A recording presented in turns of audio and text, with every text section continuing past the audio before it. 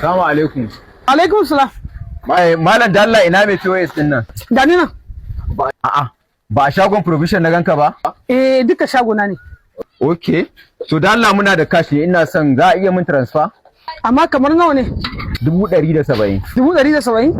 Bara in duba tukuna da Allah ya hakuri. Alright. Malam za a samu. Masha Allah.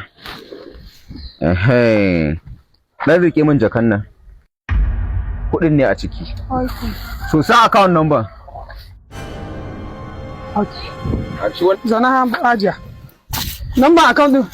Okay, ina zuwa. Number account din. 21.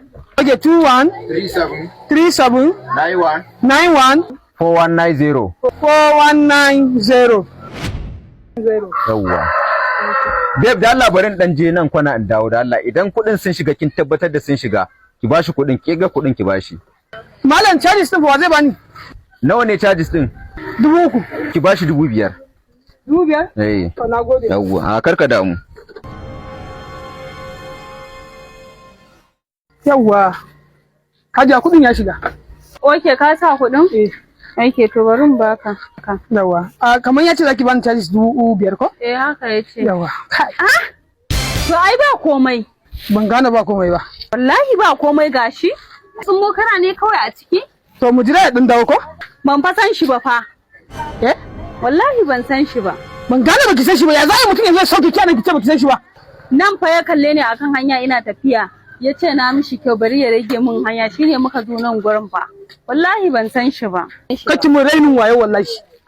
Ya za in tura mutum naira 170 ki ce baki san shi ba.